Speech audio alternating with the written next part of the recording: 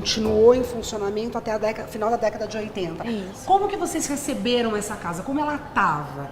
Teve que ter muito trabalho de restauro? Ela estava caindo aos pedaços? Não, o prédio não. Na verdade, a intervenção começou pelo anexo, né? Assim que o projeto foi aprovado, começou-se a construção do anexo e a Ângela, né, a empresária, trouxe para a cidade, no período da gastronomia, em 2013, a itinerância do museu que fica em Ouro Preto, que é o Museu do Oratório, como um prenúncio para a cidade de que futuramente se instalaria aqui o Museu de Santana.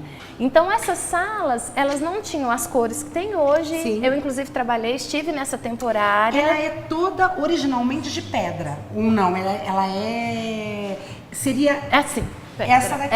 Isso. E tinha pinturas, porque ela já tinha sido usada. Houve um período que houve objetos, quadros expostos aqui, né? A tentativa de um museu também, mas que não vingou. Não vingou. E aí recebeu as vitrines, o contraforro, né? Os nichos, a madeira que foi aplicada na janela. São as janelas, sim, as grades aquilo estão que a gente por fora. também vê do lado de fora. Como ela é de pedra, então é larga, né? A parede permitiu a instalação e para colocação das imagens maiores, né? Sem danificar. Sem danificar. O piso, a gente gosta de falar, ele não é o original, né? Havia um piso industrial quando veio para a restauração do museu, e aí o projeto conseguiu a autorização do IPHAM para colocar uma madeira de lei de época, né, no piso. O tipo de preso que vinha para cá, vocês têm conhecimento disso? Não. Infelizmente, tem pouco registro bibliográfico sobre esse prédio. Inclusive tem uma equipe do Instituto que faz a gestão do museu buscando informações, né, do tipo de crime, dos presos que aqui ficavam. Tá. Ele estava fechado já há um tempo, né, sem uso, daí a ideia desse projeto, que o museu é um projeto aprovado em Lei Rouanet pelo Ministério da Cultura, de instalação aqui no prédio. O primeiro objetivo é preservar essa arquitetura e segundo, abrigar essa coleção de Santanas, que era da empresária Angela Gutierrez e foi doada ao IPHAM na inauguração desse museu. Quantas imagens vocês têm? Nós temos 300 imagens em exposição do final do século XVII, mas a maior parte é 18 e 19 e algumas do século XX. São peças originais, né? E é um acervo raro no Brasil e ele trata dessa devoção, dessa imaginária brasileira, né? Para os católicos, a mãe de Nossa Senhora, a avó de Jesus. E a gente tem aqui 4 representações no acervo da Santa. Interessante esse paralelo da igreja dentro de uma cadeia.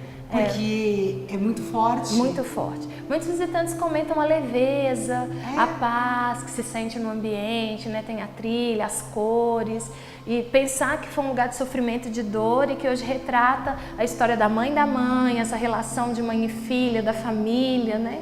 Quantos anos para conseguir reunir tudo isso? Ela conta que levou aproximadamente 40 anos para reunir essas imagens. Uma devoção que começou com ela ainda menina, porque ela ganhou do pai um oratório. Dentro desse oratório tinha uma pequena imagem de Santana, uma Santana mestra, e ela diz que se apaixonou. A família é católica, ela é devota de Santana, então tornou-se uma predileção dela. Ela tem uma única filha, essa filha chama-se Ana, por causa da devoção a Santana. Então ela, nas viagens, né, pelo país, por ser colecionadora, por ter essa predileção, ela foi em busca, né, dessas imagens que hoje estão aqui.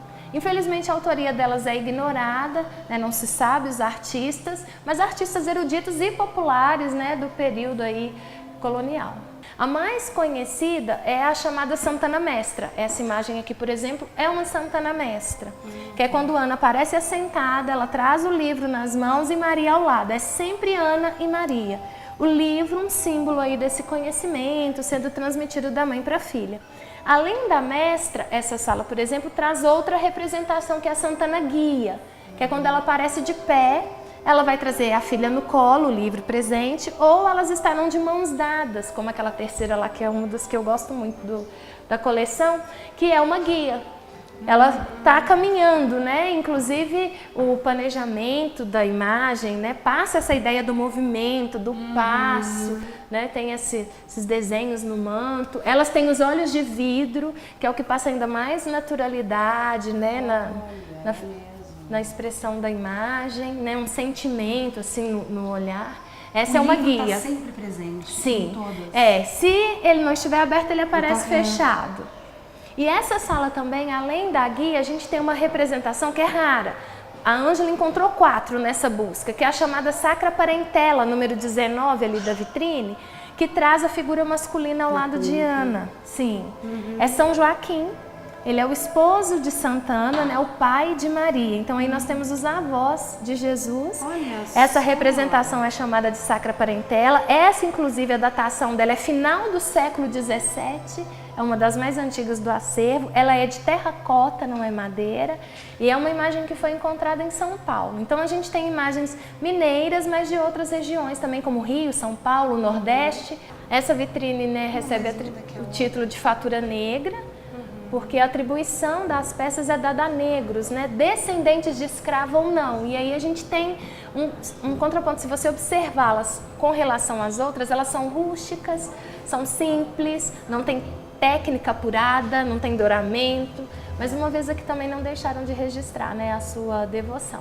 Aí aqui a gente tem a número 4, por exemplo, que é de barro, que você perguntou, né, do que... E a 2 é pedra-sabão.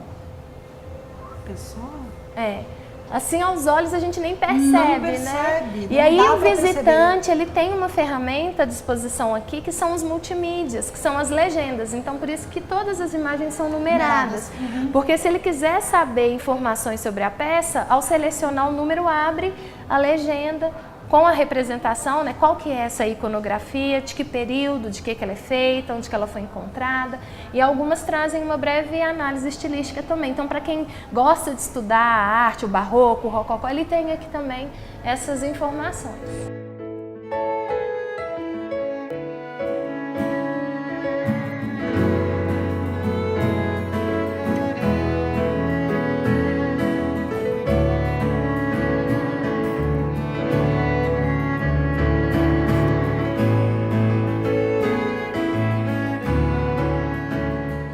Ela tem conhecimento de restauro, né?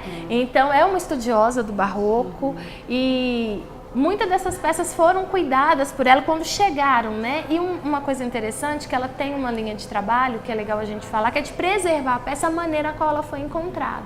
Então, o visitante tem um olhar muito atento, às vezes percebe que está faltando livro, ou está com a mãozinha quebrada, mas é porque ela encontrou a peça dessa maneira e preservou. É uma devoção muito feminina, né? Santana, padroeira dos lares, das famílias, né? Protetora dos lares, das famílias, padroeira dos viajantes, né? Dos mineradores. Então essa devoção ela foi ganhando espaço no Brasil através disso também. As pequenininhas aqui e ali, essas que estão nessa base de madeira, são amuletos. Elas tinham a função de amuleto. Então o viajante podia trazer na algibeira, no bolso, consiga essa devoção.